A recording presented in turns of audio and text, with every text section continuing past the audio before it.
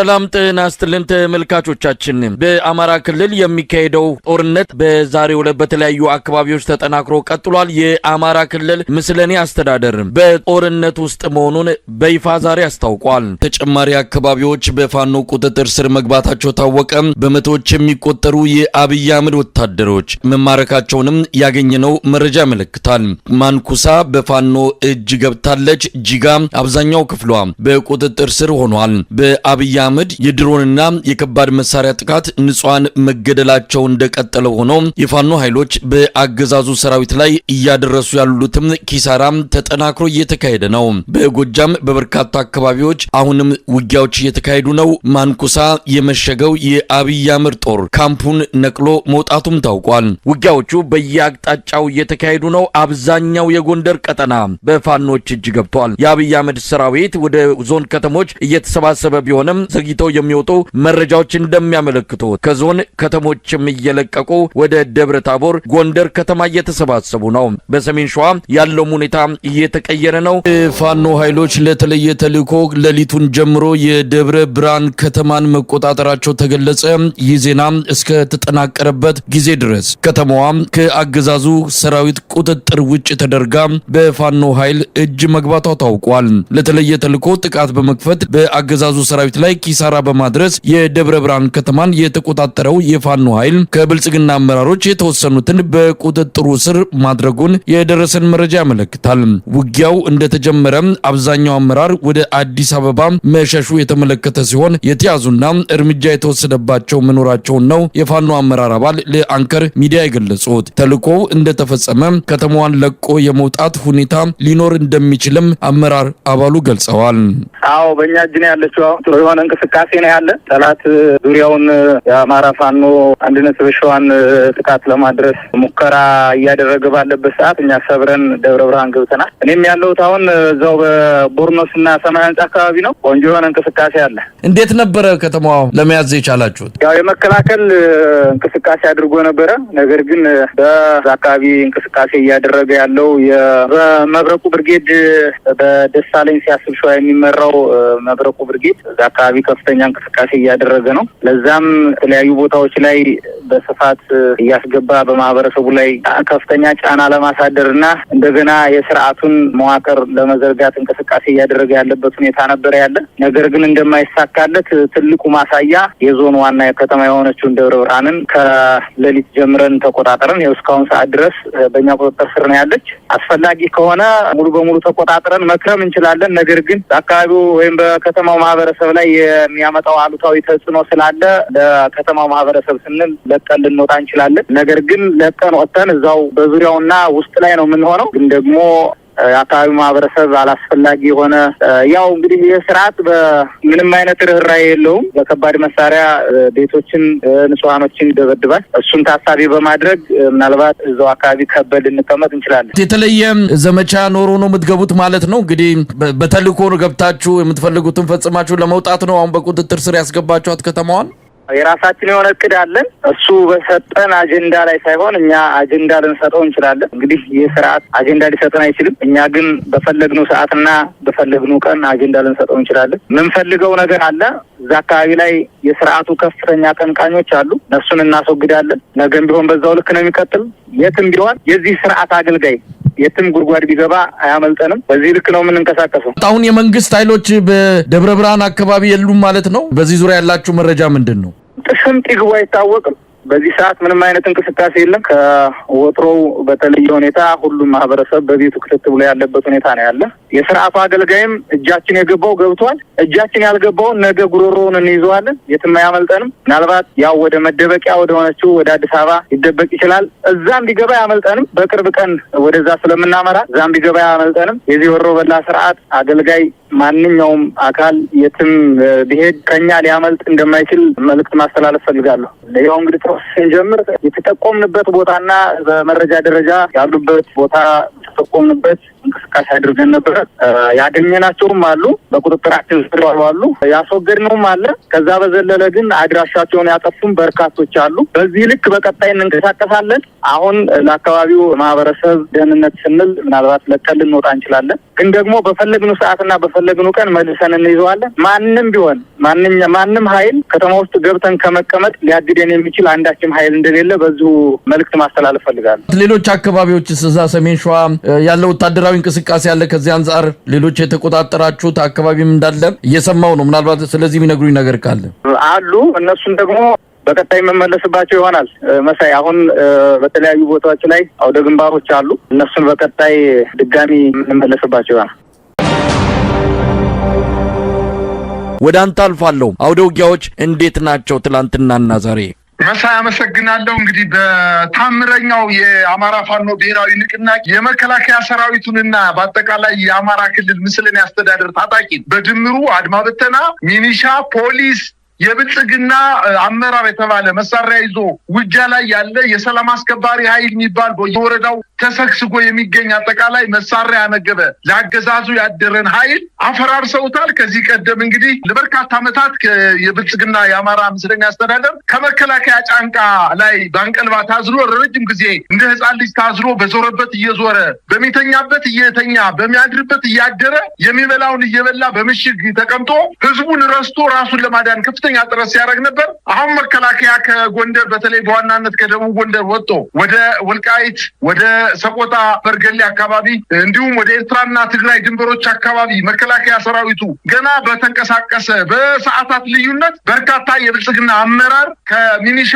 ከአድማ ብተናና ከፖሊስ ኃይል ጋር በመሆን ሽሽት ወደ ደብረ ታቦር ከተማ፣ ሽሽት ወደ ባህር ዳር ከተማ፣ ሽሽት የመከላከያ ለቋቸው ከሄደባቸው አካባቢ እየጠፋ ወደ ሰላም ቀጠና ወደሚባሉት ወይም የፋኖ ኃይሎች ወዳልደረሱበት ቦታ ጋቢ እየለበሰ ጎጃም አዘነ እየለበሰ ራሱን እየደበቀ ገበሬ አስመስሎ እየጠፋ እንደሚገኝና የፋኖ ኃይሎች ግን በተለያየ አቅጣጫ በተለይ ከደቡብ ጎንደር ከተማ በሚወጡ 4 ዋና ዋና መንገዶችን ጥርቅም አድርገው ዘግተው በአራቱም ጎዳና ላይ ጠፍቶ ሲሄድ የሚገኝ ብልጽግና በበርካታ ቁጥር እየተያዘ እንደሆነ ነው መረጃዎች የሚያመላክቱት። በተለይ በትናንትና ሁለት ጠዋት የጀመረ የአራቱ የላይ ጋይንት ወረዳ ነፋስ መውጫ ከተማ ላይ በአራት አቅጣጫ በከተማዋን በመክበብ ባደረጉት ውጊያ በርካታ የአገዛዙ ጦር ጨምሮ ተንጠባጥፎ የቀረ የአገዛዙ የመከላከያ ጦርን ጨምሮ በርካታ የአድማ ብተና ኃይል ተገሏል፣ እጅ ሰጥቷል፣ ቆስሏል፣ ተማርኳል። ከ130 በላይ ክላሽ ነው የተማረከው። አድማ ብተናና ሚኒሻ እውነት ለመናገር አልቋል ማለት ይቻላል። ንፋስ መውጫ ከተማ ላይ ከተማዋን በአብዛኛው በፋኖ ቁጥጥር ስር ውስጥ ገብታ ነበር ትናንትና። ዛሬ አልፎ መጣው እንግዲህ ጉና በየምድር ጋሳይን ጨምሮ ጉና በየምድር የሚባለው ወረዳ ክምር ድንጋይ ከተማን መጣው ተቆጣጥረዋል። እሱን አልፈው ደግሞ አሁን ደብረ ታቦር ከተማን በከበባ ውስጥ እንደምትገኝና በርካታ የሚኒሻና የብልጽግና አመራር የአድማ ብተና ኃይሎች ድረሱልን እባካችሁ እያሉ እንደሚገኙ ነው መረጃዎች እያመላከቱ የሚገኙት። እንግዲህ በደቡብ ጎንደር ደብረ ታቦር ዙሪያ ኪዳነ ምሕረት አካባቢ ማለትም ጎንደር መውጫ ዛሬ ጠዋት ጀምሮ ከባድ ውጊያ እየተደረገ ሲሆን በተለይ በደራ ሐሙሲት አልፎ በአንበሳሜና በሐሙሲት መሃል የፋኖ ኃይሎች ቆርጠው በመምጣት በዚህ አካባቢ የሚገኘውን ጦር በመምታት ወደ ደብረ ታቦር ከደብረ ታቦር ተነስቶ ወደ ወረታ ለማምለጥ እንዲሁም በሌላ አቅጣጫ በሐሙሲት በኩል አድርጎ ወደ ባህር ዳር ለመሸሽ የሚያደርጉትን እንቅስቃሴ ለመግታት ከተማዎችን ጥርቅም አድርገው በመዝጋት ውጊያ ከፍተው መንገዶችን ተቆጣጥረው ይገኛሉ። በአጠቃላይ በዞኑ ከወረታ በስተቀር ሁሉም የዞኑ ወረዳዎች በፋኖ ቁጥጥር ውስጥ ገብተዋል። እንግዲህ በርካታው ተማርኳል። 3 ወታደራዊ ተሽከርካሪ ከያዛቸው የወታደራዊ ቁሳቁሶችና ወታደሮች ተደምስሰው ሙሉ በሙሉ ወታደራዊ ተተኳሽ መሳሪያዎችን በቁጥጥራቸው ስር ማስገባታቸውን በአንድ ወረዳ ብቻ እንኳን በአንድ ወረዳ በተደረገ ውጊያ ብሬን 13 ብሬን፣ ስናይፐር 11፣ ክላሽ 373፣ አብራራው የሚባል 8፣ ኤስኬኤስ የሚባል 6 የመከላከያ ምርኮኛ 337 የመከላከያ ምርኮኛ እንዲሁም አድማ ብተና ከ178 በላይ ሚኒሻ 50 የብልጽግና አመራር የወረዳ የዞን የብልጽግና አመራር ጠፍቶ ወደ ባህር ዳር ሊሄድ ሲል ወደ ደብረ ታቦር ከተማ ሊገባ ሲል 14 የብልጽግና አመራር ተማርኳል። የተፈቱ እስረኞችም አሉ። በተለይ በነፋስ መውጫ ከተማ በጣሊያን ጊዜ የተሰራው የኢትዮጵያ አርበኞችን ሲታፈኑበትና ሲገደሉበት፣ ሲረሸኑበት፣ ስቃይ ሲያዩበት፣ ሲገረፉበት የነበረው በጣም ጠንካራ የሆነ የማረሚያ ቤትን ሰብሮ በመግባት 225 የሚሆኑ የፋኖ ቤተሰቦችን ከእስር ቤት አስፈትተዋል። እንግዲህ በርካታ ተሽከርካሪዎች ማርከዋል። ፓትሮሎቹ ሙሉ ተተኳሾችን እንደያዙ መማረክ መቻላቸውን ነው መረጃዎች የሚያመላክቱት። እንግዲህ በደቡብ ጎንደር እየተካሄደ ያለው አጠቃላይ እንቅስቃሴ ደብረ ታቦር ከተማ አሁን በጣም ከፍተኛ ጭንቅ ውስጥ ገብታለች። ወደ ጎንደር መውጫ የሚባለው ኪዳነ ምሕረት አካባቢ ተብሎ የሚጠቀሰው አካባቢ እንዲሁም ወደ እብናትና በአርባያ መውጫ መንገድ እንዲሁም ወደ ስማዳና እስቴ መውጫ መንገድ እንዲሁም ወደ ጋይንት መውጫ ወይም ወደ ክምር ድንጋይ መውጫ 4 የመውጫ በሮችን የፋኖ ኃይሎች ቀድመው በመያዝ በደብረታቦር ከተማ ላይ ሚኒሻው ከፍተኛ የሆነ ምሽግ ቆፈራ ላይ ነው የሚገኘው። ይህንን ያደረገበት ደግሞ በዋናነት ከባህር ዳር ከተማ ሸሽተው የገቡ የዞኑ አመራሮች በተለይ በዋናነት የዞኑ ተወላጅ የሆነው የብልጽግና ፓርቲ ቀንደኛ ደጋፊ የሆነውና የክልሉ ብልጽግና ፓርቲ ጽሕፈት ቤት ኃላፊ የሆነው ይርጋ ሲሳይ ስልክ እየደወለ ለሚኒሻ አመራሮቹ መከላከያ በገፍ ወደ ደብረታቦር እየመጣላችሁ ነው፣ በተለይ በዋናነት ከደቡብ ክልል ተነስቶ አዲስ አበባን አቆራርጦ ፍኖተ ሰላም ደርሷል፣ ቡሬ ደርሷል፣ መራይ ደርሷል፣ አሁን ባህር ዳር እየተጠጋ ነው በማለት ከዛ ድረስ እናንተ እየተዋጋችሁ ጠብቁ በማለት እርስ በርሳቸው እንዲጨራረሱ ለማድረግ ከፍተኛ ጥረት እየተደረገ ነው። አሁንም ውጊያዎቹ በጣም በከፍተኛ ደረጃ ተጠናክረው የቀጠሉበት ሁኔታ ነው የሚገኘው። የደቡብ ጎንደር አጠቃላይ ሁኔታን በተመለከተ ደብረታቦር ከተማ በማንኛውም ሰዓት የፋኖ ኃይሎች ሊገቡ እንደሚችሉ፣ ነገር ግን እስካሁን ድረስ ከተማዋን ያልገቡት በከተማዋ የመኖሪያ መንደሮች ላይ የሚኒሻ ኃይሉ የአድማ ብተና ኃይሉ ከፍተኛ የሆነ ምሽግ እየቆፈረ በከተማ ላይ የሲቪሎች እንዲገደሉ ለማድረግ ሆን ብሎ በከተሞች ላይ ምሽግ ቆፍሮ በጎዳናዎች ላይ ምሽግ ቆፍሮ የተቀመጠ መሆኑና ከተማዋ ምንም አይነት የትራንስፖርት እንቅስቃሴ የማይደረግባት የሰው እንቅስቃሴ የሌለባት ሚኒሾችም ራሱ እርስ በርሳቸው ከጋይንት የመጣው ከስማዳና እስቴ ከመጣው ጋር የማይተዋወቅ ከአለምበር ከምትባለው ከተማ ላይ የመጣውም እንዲሁ ሌሎችን የማያውቅ መሆኑ እርስ በርሳቸው ጥርጣሬ ውስጥ እየገቡ እንደሚገኙና በርካታ የሚኒሻ ኃይል ግን ከደብረታቦር ከተማ ከመግባታቸው ሸሽተው ከመግባታቸው በፊት በፋኖ ኃይሎች የተማረኩ መሆኑና አብዛኛው ደግሞ በፈቃደኝነት እጁን የሰጠ መሆኑን፣ ነገር ግን የደቡብ ጎንደር አጠቃላይ ዞን እኛ የብልጽግና አመራሮች ከፍተኛ የሆነ የፖለቲካ ስራ ሰርተን የፋኖ ኃይሎችን በትነናቸዋል፣ አድክመናቸዋል። ከእንግዲህ በኋላ በአድማ ብተናና በክልሉ በዞኑ ታጣቂዎች ዞኑን መቆጣጠር እንችላለን የሚለው ግምገማ የተሳሳተ ግምገማ መሆኑን ይድቀን አይደለም። 1 ሰዓት ሳይውል ሳያድር የፋኖ ኃይሎች ወረዳዎችን ሙሉ በሙሉ ሲቆጣጠሩ የብልጽግና አመራር ድረሱልን መከላከያ እባካችሁ ኑ ሊጨርሱ ነው በማለት በተማጽኖ ላይ እንደሚገኙና ነገር ግን ይሄንን የተገነዘበው የታጣቂው የሚኒሻ ኃይል የአድማ ብተና ኃይል በገፍ እየጠፋ ከዚህ ጠገገት እየጠፋ የፋኖ ኃይሎችን እጅ እየሰጠና እየተቀላቀለ እንደሚገኝ ነው መረጃዎች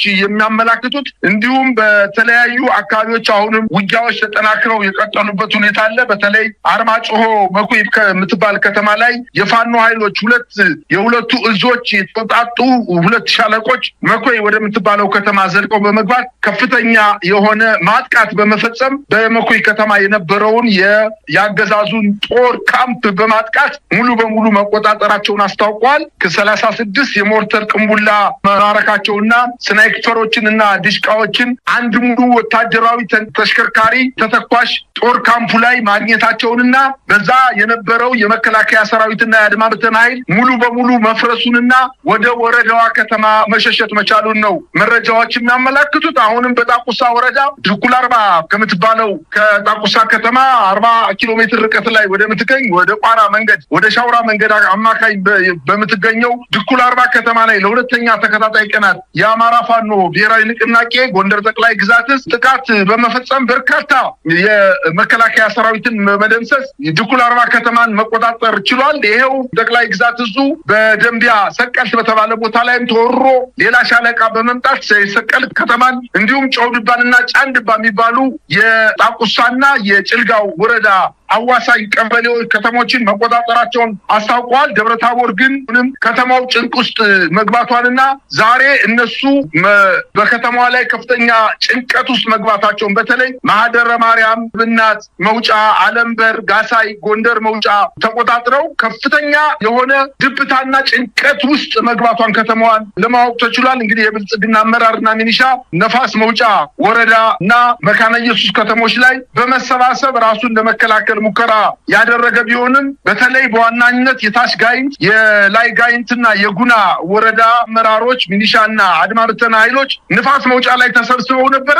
ነገር ግን ንፋስ መውጫን ተከታትሎ በመምጣትና በከተማዋ ከበባ በመፈጸም እነዚህ የአድማ ብተና የሚሊሻና የፖሊስ የብልጽግና አመራሮች ከፍተኛ ጉዳት እንደደረሰባቸው፣ በሌላ አቅጣጫ ደግሞ የሰዴ ሙጃ ወረዳና የስማዳ ወረዳ ወግዳ ከምትባለው ከተማ ላይ የብልጽግና አመራሮች የወረዳውን በጀት ሙሉ በሙሉ ከባንክ በማውጣት በመኪና ጭነው ሲሄዱ የባንኩን ገንዘብ ይዘው ወደ ባህር ዳር ለመሸሸት ጥረት ሲያደርጉ የፋኖ ኃይሎች ቆረጣ በመፈጸም በአንበሳሜ በኩል አቋርጠው ወደ ባህር ዳር እንዳይሸሹ በማድረግ በማፈን እነሱን የመለሷቸው ሲሆን በወግዳ ከተማ የነበሩት አመራሮች ተመልሰው ወደ ወግዳ ከተማ ሲሄዱ ከከተማዋ ተከታትሎ በመግባት በርካታ ሚሊዮን ገንዘብ በእጃቸው ማስገባታቸውን ለማወቅ ተችሏል። እንዲሁም የእሴና አንዳቤት ወረዳ መካነ ኢየሱስ ላይ አሁንም ከፍተኛ የሆነ ምት የተመቱ መሆናቸውን ነው መረጃዎች እያመላከቱ የሚገኙት። በሌላ ዜና በሰሜን ሸዋ አሁንም ውጊያው በጣም በከፍተኛ ደረጃ ተጠናክሮ እንደቀጠለና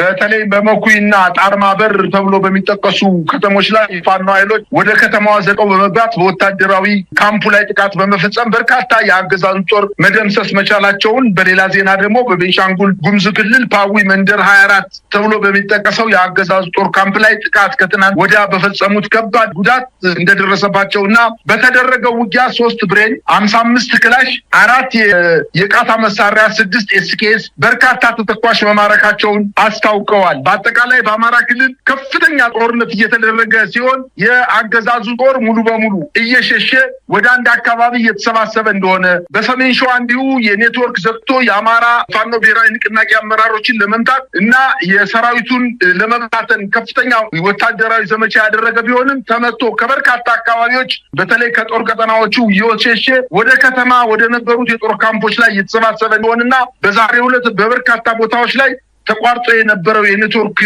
እና የስልክ አገልግሎት ተመልሶ ወደ አገልግሎት መጀመሩና በአጠቃላይ ጦርነቱ 11ኛ ጊዜ ዘመቻ ያወጀው ጦርነት ከሽፏል ማለት ይቻላል። መሳይ